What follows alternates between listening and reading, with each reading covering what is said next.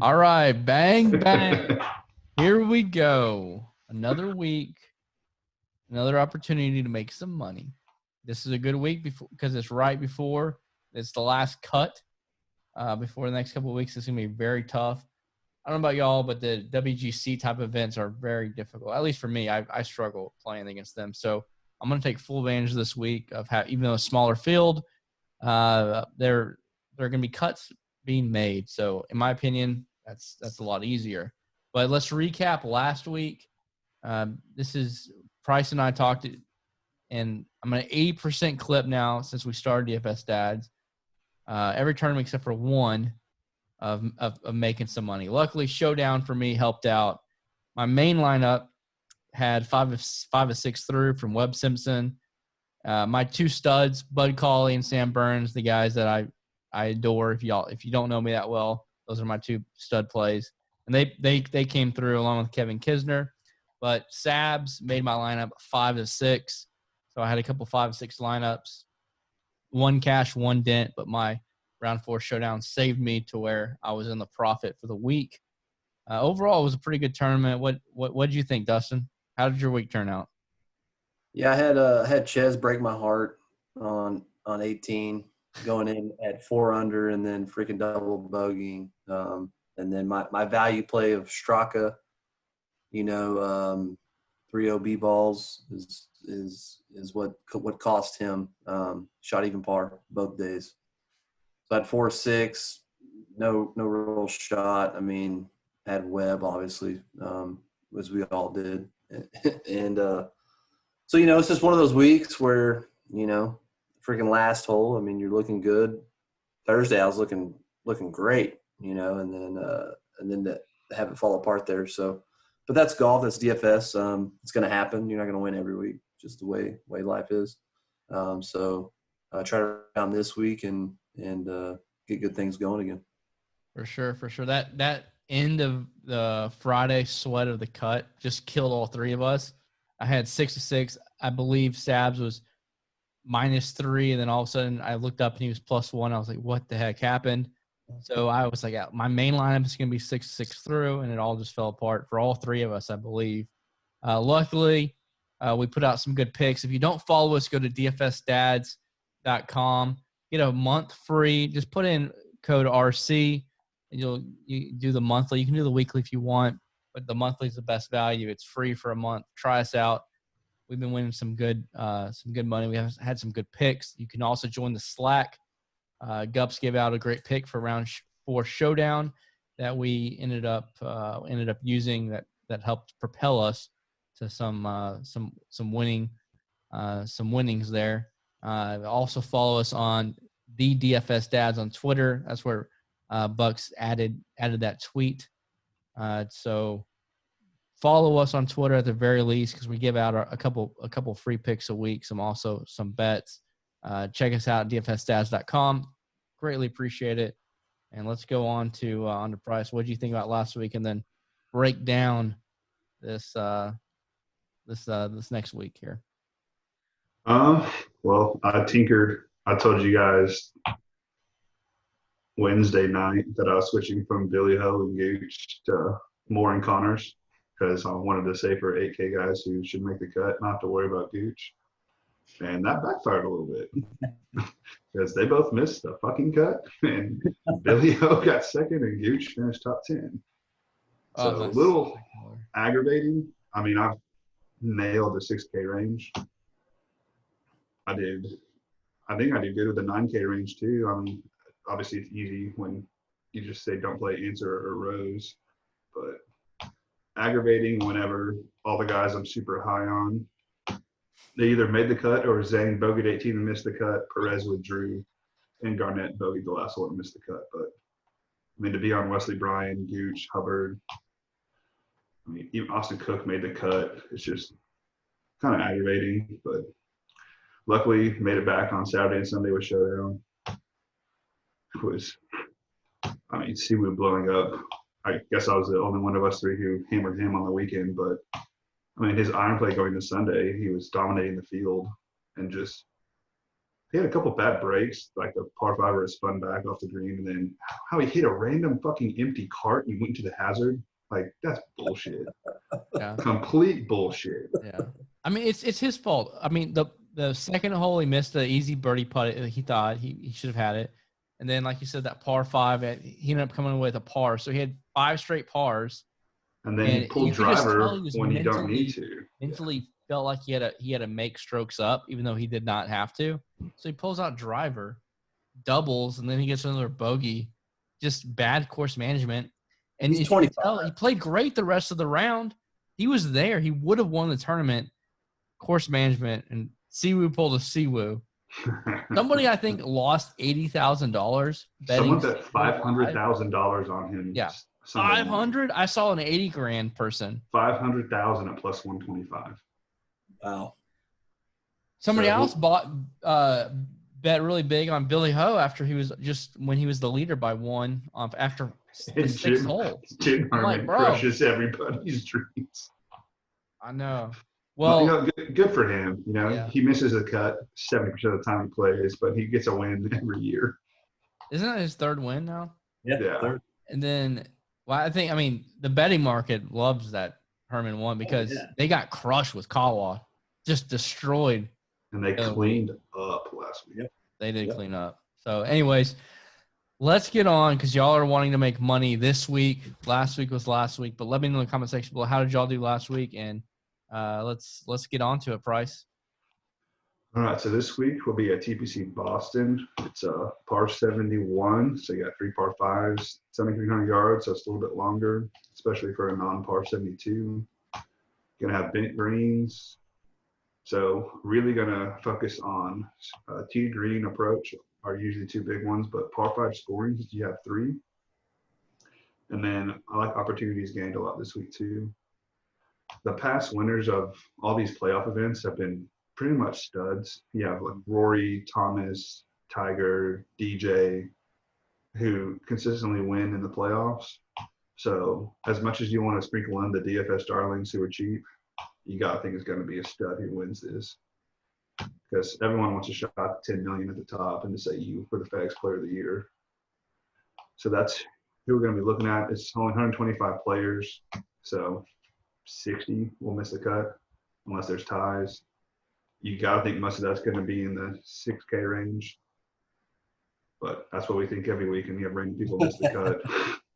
But I think the main thing is it's supposed to be a birdie fest. It's usually like 17 under to 20 under on this course. So you want someone who can either hit the ball long or be good with the long irons, and then someone who's going to make birdies.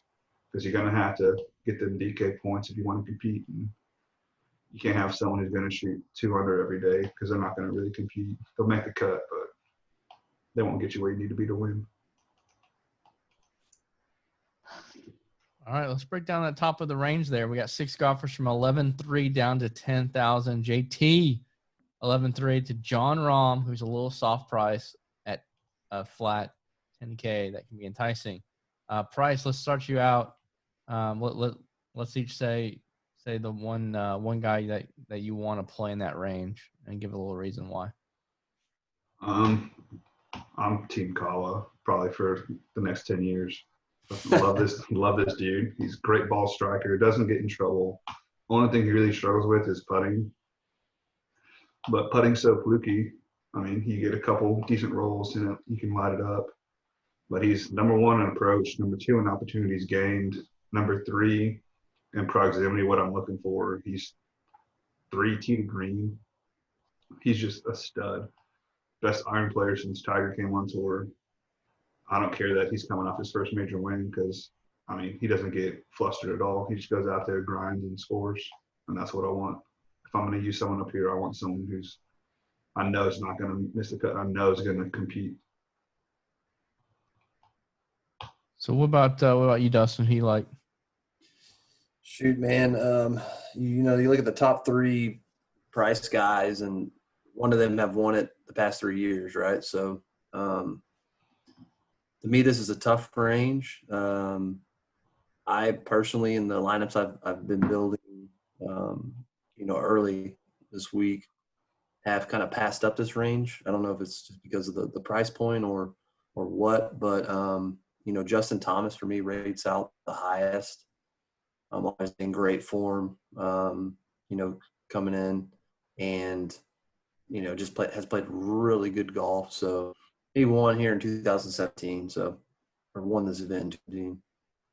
So if I had to pick one, probably JT. Bryson's intriguing with having won here recently, and obviously being a long bomber. Same with Rory, but if you want one, you got to pick one of these guys, and then you kind of got to go low elsewhere. I'm going for a more balanced build, I think, this week. So, the number one player in ROM is the lowest price. So that goes to tell you kind of how hard this range is. So who's your one you got to pick? JT, man. JT, okay. Yeah. JT actually took back the number one ranking. Oh, did he? Yeah. Well, there you go. Number one player, JT. There you go. 11-3. So I'm gonna cop out a little bit on this range, and I'm gonna fade them all. But the two guys I'm gonna say that I would fade the most, and I hate to say this, and when I say fade, I'm not meaning they're gonna miss the cut. I just don't think they're gonna win the tournament, which at this range you want them to win the tournament or at least get top 3. McIlroy, I am fading. I said I'm gonna play him until he wins the tournament. I've changed my mind. When data comes back, you cannot. It's wrong of you not to change your mind with data. And data says his irons suck. And even though he hasn't won tournaments, 7-8 tournaments, and he's due. I'm just I just like a lot better other plays. I think he's won this tournament twice, but his irons are just not that good. And then the other guy who I'm going to fade, who I'm really worried about saying I would want to fade him, but proximity 175 to 200, he's 101, is Bryson. Once again, I think he's actually a pretty good play in this course. Like Dustin said, he's won it before. But those are the two guys that I'm looking to fade. If I was going to play anybody, it would be JT. DJ I like. His proximity is number 1 on 175 to 200. However, I loved him at the PGA Championship. I played him in every single lineup, and he was 9,100. So at 10-4, his price, he can be a little erratic. I don't want that at 10-4. I would rather just pay up for somebody like JT or play down 200 like price with Kawa. So this top range, all these golfers can win it, but that's kind of where we stand. At the 9K range, I think we have 6 more golfers, I believe, in the 9K. Yes. Dustin, hit us up. Who do you like? So the 3 that kind of stuck out to me, and I really, really like this range. I think this is, I'm kind of fading Brooks just because, he hasn't played great. I don't know if it's his knee or what. Obviously he should flash there until Sunday a couple weeks ago. But I think Xander's the safe play, him and Webb. They're just so consistent. Play this week. He checks a lot of boxes. Tee to green, proximity, and so kind of am leaning him. You have Jason Day there that's in great form coming in. What is it, 4, I think, in a row? 4 top 10s. Yeah, how do you, and coming in at 9,300, which isn't crazy, but isn't super low. But for me, if I'm having to take one this week, I'm leaning Patrick. But I also think that any of these guys are great, are pretty good plays, with the exception of Brooks. Until he puts a whole weekend together, I'm just not on that horse. Bryce, talk to me. I'm going to go ahead and agree with you on the 2, I think, most popular plays and best plays would be Cantlay and Xander. Cantlay rates really high in my model. I really thought with his recent form coming in that Day would rate out higher for me. Yeah. But he rates trash in what I'm looking at. He's in the last 12 rounds, he's 107th in my model. In the last 24, he's like 110th. I was kind of with that too. He didn't rate out great on my model either. So I don't really get it. I guess maybe because I'm also tying in bent grass greens, which they haven't really played on. But I mean, I'm gonna fade him. I'm with you on Brooks. I don't think he's a good player right now. His approach is just not good, not where it needs to be. And his putting hasn't been good. He's losing 2-3 strokes putting every single tournament. Yeah. And if your approach isn't on point, you need to make it up with putting. You can't have both of those be poor. But I would say Cantlay 1, Xander 2, Reed 3, fade Brooks, fade Day, and I'm actually going to fade Webb this week too. He just rates out poorly. Chad, if you don't know, Price is a Webb homer. So Love him. This is a Love big Webb. This is big, Chat. Which, I mean, I think Webb will do fine. I just don't see him competing to win. And at 9,500, you need him to finish top 10. And I don't see him finishing top 10 this week. Yeah. For sure. I'm with you, Price. I'm with you on the Webb Simpson. Well, you also hate Webb. I don't like Webb. I made it known. I played him. I played him in every lineup last week. Lives on the course. He didn't play great, but he still finished – what, he finished third? Yeah. And so his recent form you can't necessarily complain about.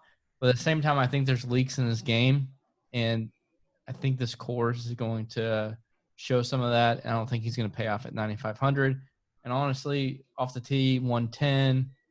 He's a Bermuda putter. This is bent grass green. I'm fully out on Webb. Jason Day, I played every single tournament, the first 3 tournaments until the PGA Championship, and I faded him because everybody decided to jump on him. And so that was a mistake. He played really well. But I'm going to once again, I'm fading Day as well. I think the best play in this range is Cantlay at 9,200. X is good as well. He's 9,700, which is pretty high, and he's going to be very popular. I love X, but Cantlay rates out amazing. He's number 1 in my rank. He is number 4 tee to green, number 7 DraftKings points, number 8 in strokes gained approach, which we all know. If you don't know, if you're new, most likely I would say the best. Everybody says the best stat to look at. Opportunities gained, number 1 off the tee, 2 like putting 25, par 5, 6, proximity 175 to 209. He's literally top 10 in everything. So I think Patrick Cantlay to me is where I'm going to start a lot of my lineups and then move down. I will say Brooks. When I first looked at the pricing, Brooks to me was what DJ was at the PGA Championship. 9,100, I believe DJ was at the exact same price. He came in not playing well. With DJ, though, he could not play well and then win the next week, where Brooks, I'm a little iffy on. He is not playing well. He's not putting well. He's played now 7 straight weeks. He doesn't take a week off, which is pretty strange for a top-notch golfer. So at first I plugged in Brooks with every lineup. Brooks and Cantlay is where I started and then moved my way down. But I've since completely faded Brooks. It might bite me, but I'm going to completely fade him. Somebody that we haven't talked about, I didn't really hear much about, I think, Price, you mentioned him a little bit, was Patrick Reed at 9K. I feel like he's playing really good. He's a gritty player. And can you kind of dig in? What do you think about Patrick Reed right at the very bottom of that 9K range? He usually does well in the stacked events. Like he is always up there in WGCs and majors. So, I mean, he's a grinder. It's an event that he should do well on. He's not the longest, but he's a great scrambler. Yeah. So he was playing good last week. He was holding his follow through, and he's kind of a player that I just feel like at 9K, he has that kind of it factor of playing pretty well right now that it's hard to move past him. Especially in cash. If you're playing him in cash, I think it's a great cash play. I will say on Brooks playing 7 weeks in a row, he's only made the weekend 3 times. Yeah. So yeah. He hasn't played a full 7. It's not like, Zang Zhang who can play 30 weeks in a row and make the cut every week. Yeah. But I think Reed's sneaky good. He should be the lowest owned, I would think. Yeah. So if you're going to be driven off ownership percentage, that's a good guy to look at right there. Yeah. Do you think you can look at Brooks different than when you looked at DJ at 9,100 from the PGA Championship? Do you think it's crazy to be like, look, Brooks is underpriced. He's a classic golfer with all these 10K guys, And with him being at 9,100, it's just there's a lot of value there, and it looks like he's going to be low owned as well. Is it crazy not just to plug him in? I mean, I could see playing him for sure. The reason he missed the cut last week is because of his putting and around the green. I mean, he lost 4 strokes putting. But leading up to that, his last 3 tournaments, he gained 5 tee to green, 11 tee to green, 4.5 tee to green. On approach, he gained 6, 8, 2 strokes. So his game was there. It just disappeared at the Wyndham Championship for some reason. It's wild how that can happen. So But- it's the But kind I of think the thing thing- with Justin Rose, right? Like Justin Rose and Brooks were not really playing well. And then the PGA that just popped off. I know Justin Rose was +7 putting, right, where it's a little bit different. But Brooks popped out like out of nowhere. But I think with DJ, that it's kind of a common knowledge, right? That the dude can play terrible one week and then is phenomenal the next week. Where hasn't necessarily been the case for Brooks. I don't know if that's just like what we're accustomed to with DJ, but that's kind of the fire and ice you play with him. Where Brooks has kind of been more solid. So when he's not playing great, it's hard to just plug him in there and think, oh, he's going to turn it around. Yeah. I mean, you could start a lineup, Cantley, Brooks, Reed, and be different than everybody else, and just fill in the rest. Because Brooks he's not a bad play. He ranks 32nd in my model. He's just been bad on approach the last few weeks, and he sucks at putting lately. Yeah. But, I mean, we've seen him. If he gets hot with the putter, he's going to dominate. Yeah. He's the guy it seems like he's straight off confidence. It's like the hot hand effect in basketball. You drain a couple shots, and more going to go in. So it seems like that's how he plays. Yeah, he just forgets what the clock says. But, I mean, I think Brooks is a great GPP play. I do, too, especially these were like the $25 entry this week, right? I think Brooks is a great play. Price, I think you've really hit it there. You use him in like a higher dollar single entry, he's going to be like 8% or less. And if he pops off, no one has him, there's a good chance that you finish in the money. Yeah. So we're not saying you necessarily should play him, but when I first got the pricing, I mean, it just popped off. This is the DJ of the PGA Championship, right? And so, it could not work out. And I just, full disclosure, I make 3 lineups, and I've completely faded them in all 3. But as of might today, change. The next range is full of studs, from Berger all the way down to our boy Terrell Hatton. Our boy. Who's the same? Boy. He's the same price as last time. Price gets a big FU. And why do we tell that to Price? Price, why don't you revisit why we're mad about the old Hatton pick? Anyway, so I'm the Northern Trust here. I mean, I push Hatton heavy. He missed his first cut of the year after finishing top 15 every tournament except one. So naturally, I go all in on him. He says, "I'm just going to play like trash and miss the cut." Yeah, just whatever you do at that 8K range, don't pick either one of those golfers, Justin Rose or Hatton. Just get rid of those 2 guys. But 5 of my top 10 on my model are in this range, so it's a great range to play. Yep. Love me some Finau. I'm all in on him this week. I don't care if he sucks at putting. I'm used to it. Obviously, I chased Connors last week. I play Hideki. I don't care. But Finau's ball striking has been elite, and his off the tee game since he upped his swing speed to try and keep up with Bryson has been phenomenal. He's just mashing it off the tee. So I really love him. Victor Hovland also is really high in everything except putting, which I'm fine with. He's still top half of the field. And then I know you don't like him, but Adam Scott.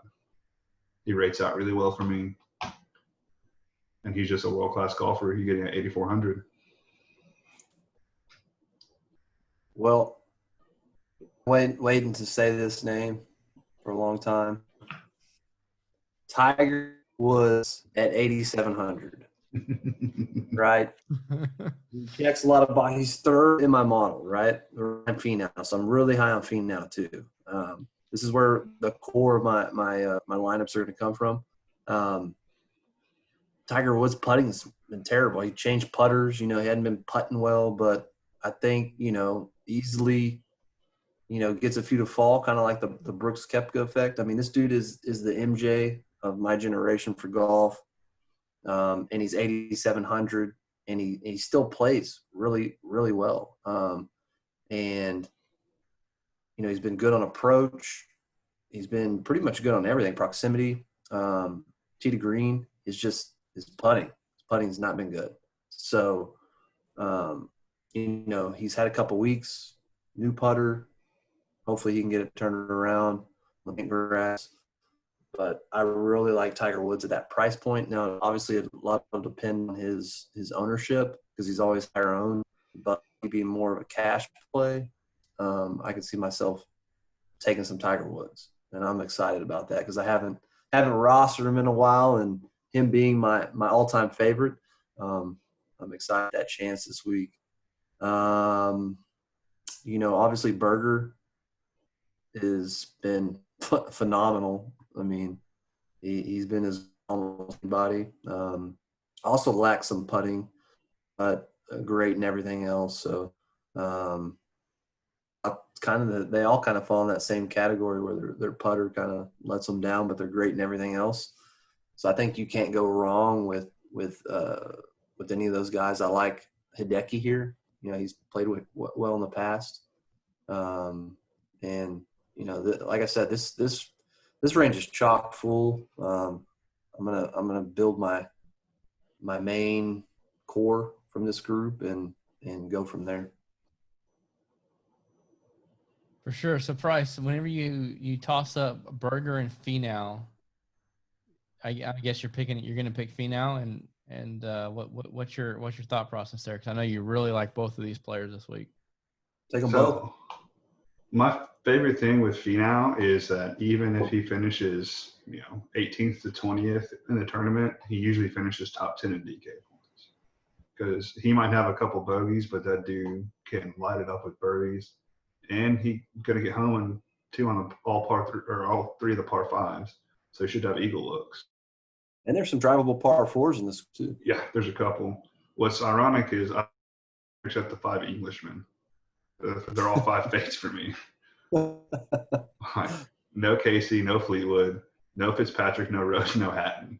Everyone else I like. Those 5, no. Stick them all. Go back across the pond. So Berger putting is 104 in the stat model. Yeah, his putting that's pretty bad. Yeah, that's a little scary. And so I think Finau.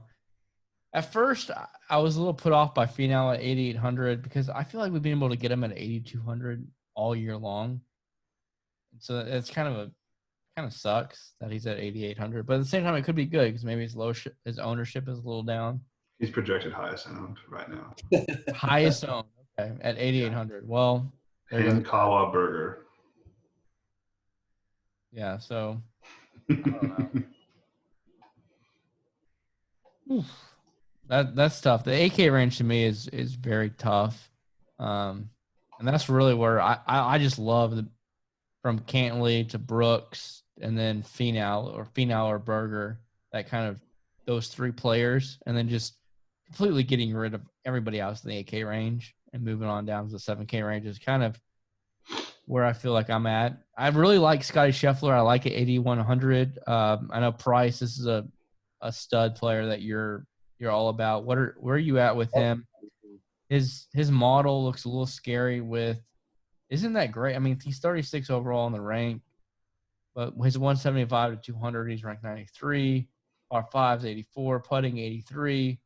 So you also got to look at how many aggregate rounds does he have that qualify for the model? That's true. He has 11. Everybody else has more than that. So he's not going to have as many stats weighed into it. So if at one or two of the tournaments he didn't play well, it's going to look bad. Yeah, and early on this year, he didn't play great. Yeah, he missed 3 straight cuts. Yeah. And then he comes out and he goes 22nd at the Memorial, which was super tough, 15th at the WGC, which is a stacked field, and 4th at the PGA. Say less. So he's been a stud. Obviously, I love him. He's probably my favorite young gun besides Morikawa. But he's a tee to green stud. He's gained 5.9, 8.3, 7.3 his last 3 out. Where did he go to college? Some mediocre university in Texas. All these California folks moved into that city. It's the University of Texas. So, who do you think is going to have a better career price, Victor Hovland or Scotty Scheffler? I think Scheffler will win more, but I think Hovland will probably make more cuts and make more money. So, what about this week? Who does better, Hovland or Scheffler? I like Hovland better this week. He just rates out a little bit higher. It's really tough, though, because I want to pick Scotty. Yeah. But he didn't do well on the par 5s, which is very strange to me. But you said his model doesn't really – you can't really look at the model and, like, worry about the model. But you would think someone with his length, no matter what, would do well at par 5s. Yeah. So are we just going to bypass the great Paul Casey? The gutless wonder, yes. The gutless wonder. Okay. All right. So in price, you're just fading your other favorite player. I mean, Webb Simpson and Tommy Fleetwood are your 2 boys. Like, I think you grew up with them and are best friends with them, and you're gonna fade them both. Yes. So the main reason I'm not looking at Scotty this week is I go scroll through his stress game par 5, and it's even his whole pro career, it's not good, which is very strange. Because, I mean, he's known as a long and accurate hitter. But I guess his around the green isn't the best, and that's probably why. Yeah. But I mean, I'm not going to say don't play him at all, but he's not going to be in my main lineup this week. They're kind of crazy. I still feel like Justin Rose is a world-class golfer, and he's ranked number 6 in the model, number 2 on 175 to 200 proximity this week, because that's what you need to look at. Number 2 in DraftKings points. He's 9th in mine. He's 8K flat, and we're just like, his game is just, it's like the Jordan Spieth effect. He just sucks, right? Yeah. That's crazy, man. It's crazy. I agree, but it's crazy. 8K, that's a great value. All right. It's tough to play him because you don't know which Rose is going to show up. Yeah, he's been so sporadic. And even to the PGA, man, gaining 7 strokes putting, like, that's not going to make me want to play you for this tournament. Unless you're Jim Herman. All right. Let's move down to the 7K range. We got a ton of golfers. Let's each give 1 play and 1 fade. And you cannot pick my boy in this range. I don't know who my boy is. Back off. Then you better go first. Yeah, you go. Or I'm going to take him so you can't. Matthew Wolff, the young gun stud. It's a Bombers course, and he's going to take off at 7,800. He is a stud. Can you believe he's rated the same as Jordan Spieth at 7,800? Absolutely not. Matthew Wolff is the play here. Jordan Spieth doesn't even know how to swing a golf club right now. He's somehow making these cuts. But Matthew Wolff at 7,800 is my play. In 2 of my I have 3 lineups. In 2 of my 3, I'm playing Matthew Wolff, and I'm excited about playing Matthew Wolff. I'll let everybody else go. The other guy I really like is Cam Champ. I'm going to go back to that wheelhouse in one of my lineups just because I like to not worry about my rank. He's ranked 96. I'm not too worried about it. Cam Champ can hit it a mile. There's a lot of value in the 7K range, 7,000K range. But Matthew Wolff is my go-to play right here. I think Answer's a really good safe play if you are playing cash. Or he's really a good play overall. He's gonna be. His ownership's gonna be high. 7,700 Answer is a very good play. trying to think about the one guy I don't want to play. I don't really know exactly one. I'll let y'all go. I don't want to just Doc Redman's another play at 7,400 that catches my eye. Russell Henley, 7,300 as well. But let's go to you, Price. Who do you like here, and what's one play that you want to fade? Well, my initial take is the same with you on Wolf. I'm gonna hammer him. I think he's a great play this week. Same with Answer. Answer always rates out well. He's had a really good year. Basically, even when he hasn't done well in tournaments, just because he's had one bad round. I don't know what to do with Ricky. I love Ricky Fowler, but he's tough to play. But he's also like at the top end in Eagles gained. He's actually won here at TPC Boston because this tournament hasn't been played at this course. It's rotating. So the last few years it's at different places. But he's actually won here at TPC Boston. Great price, too. But, I mean, Gary Woodland, 7,800 also. He's a great player. He's got to get it going off the tee. He's somehow figured out how to putt, and now it's just putting the rest of his game back together. He's an elite putter. If I'm going to fade, you couldn't get me to play Benny Ann at 7,300. I don't want to deal with his just dreadfulness on the greens. And then someone who rates out pretty well also, but I don't really want to use him, would be Grillo. Yeah. He's a steady – I mean, he's good with his off-the-tee game, decent tee to green, good ball striker, good approach. He doesn't make birdies, and you need that this week. Yeah. So I'd say fade Grillo, fade Moore, and fade Benny Ann. But I'm with you on Wolf. I'm all in on him this week, and I love Gary Woodland. Yeah. What about you, Dustin? So the player that rates out the best for me in this range is Billy Ho. I know Chris doesn't like him this week, but he's playing well. His putting's been phenomenal. For 7,900, guy almost won the tournament last week. Obviously had that bogey down the stretch. But playing really well. Gary Woodland rates very well. Neiman and Ricky are kind of the top four guys in that range. If I had to pick one, it'd probably be Horschel or Woodland. I think they're kind of a toss-up for me at this point. I mean, very similar price point, kind of easy to be a toss-up. As far as fading, I'm gonna probably fade Mr. Todd. He played well for the couple weeks, and then didn't show so well last week. Just his putting, I think it's kind of carried him, and just for this type of field, I just don't think he's going to pay off in that price point, especially when you got Ricky Fowler in the 7K range, Woodland in the 7K range. I don't think you're going to play Brendan Todd, for a couple hundred less. So he'd be my fade for this.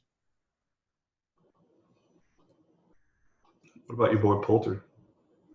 I know, man. This 7K range is freaking interesting because you have Jez down here too, Poulter, Kuchar. Kuchar for 7,400 is but he rates out terrible for me. I feel like he has not been the same player since the restart. He really hasn't. And part of me doesn't feel bad about that because I don't really like this guy. I feel like he's a cheap ass, but you also have Phil, Bubba. Phil's had great success here in the past. 7,300. Chris, I'm surprised you're not all in on Phil this week with his approach game. I'm over So, Phil. I mean, there's some intriguing plays here. I mean, it's just depending on what you need and how much you're willing to spend.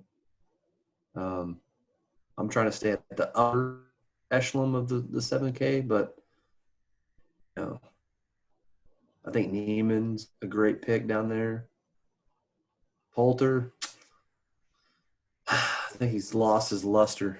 Just hasn't been. I mean, I say that, right? And he freaking turned it around and made the cut, and then played pretty well. So I don't know. Poulter's kind of a freaking toss up for me right now. I'm still mad at him. So the one thing about Neiman this week, because he made the cut but didn't really perform as well, Yeah. he is so much better on bent than he is on the other two putting surfaces.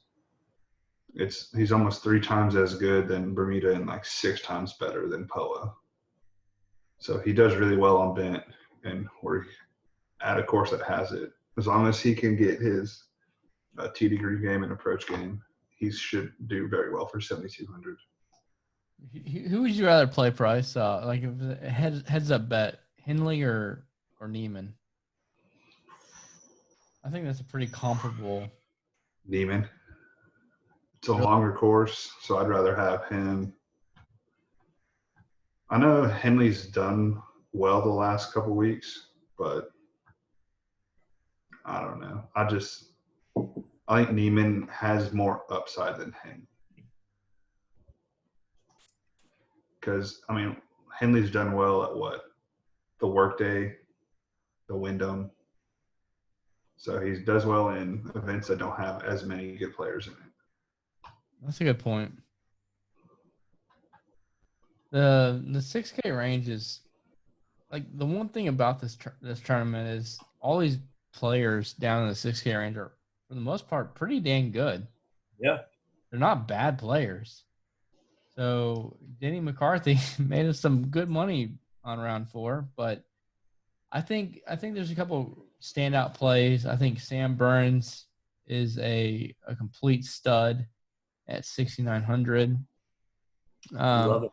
I even like, I don't know. I hate saying it because he's probably going to play bad this week, but Bud Cauley at 6,600, I think it's pretty good. He ranks 47 in my model. He's not a long hitter. I think he's somebody that can make the cut.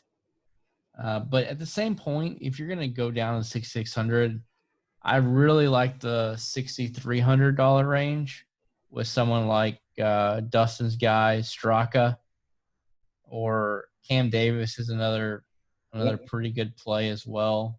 Rates well on mine.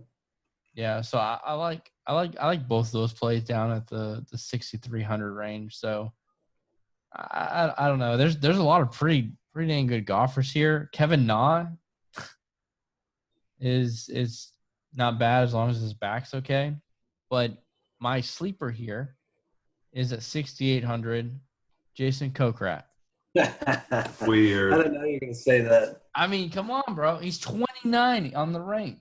He can bomb it. Yeah. He can bomb it. He's 6,800. So you can play a couple guys down here between Sam Burns, Kokrak, and then a couple of those. There's a couple pretty good 6,300 guys there. Straka.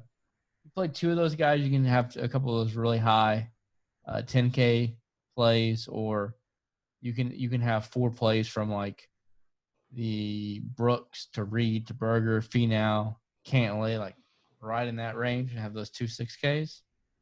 Not bad lineup. I would imagine. Who do you like in here, Dustin? I mean, I like Straka. Obviously, I was on him last week. Maybe I was a week early. That's what I hope. We'll go with that. You know, he obviously had a couple bad holes that cost him. You know, Strillman kind of hit some check marks on my model. I mean, obviously, when you're going in this range, there's going to be some, you know, stuff you got to – the good that comes with the Sam Ryder. You know, terrible putter, pretty good at everything else. 6,300. You know, Lucas Glover's down here at 6,900. You know, obviously Bud's decently high in my model as well. So I think there's a lot of value here. It's just figuring out which one of those guys has the potential to kind of get up there. I mean, at this price point, you kind of want to make the cut and get some DK points. You're not looking for them to finish top 10 or anything. So maybe the past history, how they're playing recently, and then a little bit of how they fit in the model. Obviously when you get down to this range, I think it's a little more research and deep dive than just kind of just taking a glance and looking at it. So I think there's a lot of interesting plays down here. Just be kind of figuring out which one does it for me and what I'm looking for. But I like Chris said, in a tournament like this, you have a lot of players down there that you're like, man, this guy's cheap for what he can do and what maybe he has done in a couple other tournaments. But they're weaker fields, so it'll be an interesting range. I don't know if I'll even have anybody in this range, but I can see myself taking one. If I'm trying to fit in the top guy. So, what about you, Price? I mean, we touched on most of the people I like. Straka rates out super high for me. Streelman's top 30 for me. Richie Werenski actually rates out pretty well. He's mostly putting, but I mean, he's shown in a course that's going to require birdies, he can hang with everybody. I really thought Lanto would be rated higher in my model. I like him. I mean, before I tell you, would you think he was 12th in FedEx points? Wow. Yeah. So he's had a really strong season. Actually, another guy who rates that good for me is my boy Zang Zhang. Dang. Everything except opportunities gained and putting, which is strange for him to be 37th, even though he's 97th in opportunities gained. But at 6,100, he makes the cut. You're going to be golden. But the one thing that's hard is you have people who pop in your model. Who you're like, how the hell is he popping? I have Robbie Shelton. He's missed 5 or 6 cuts, and he ranks 18th in my model. Yeah. Because his one made cut in the last 6 weeks is a third. But, I mean, there's a bunch of guys down here who are hard not to play because you see that and it opens up where you can, stack all the high-end guys. Yep. But I think if I have to pick a handful of them, it's going to be Straka, Streelman, and Werenski. Those would be my 3. I actually miss Richie because he was further up in my model than I anticipated.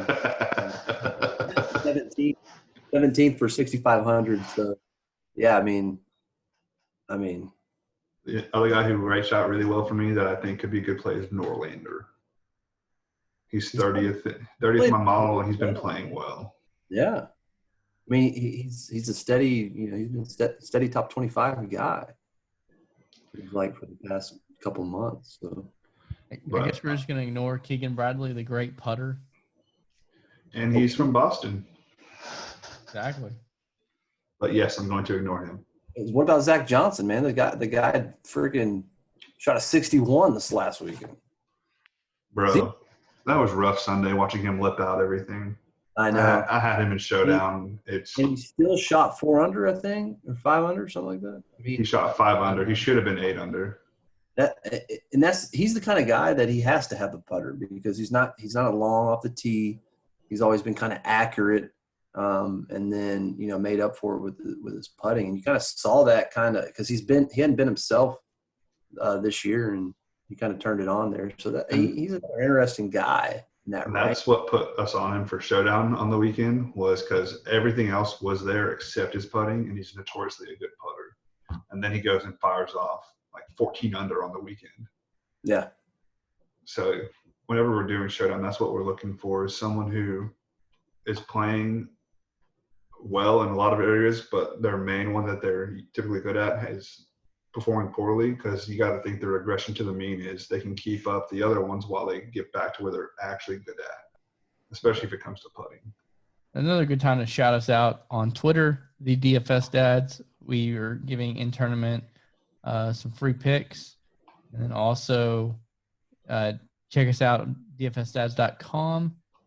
become a member, and we will invite you to our live chat group, and we give out some good picks there too for Showdown.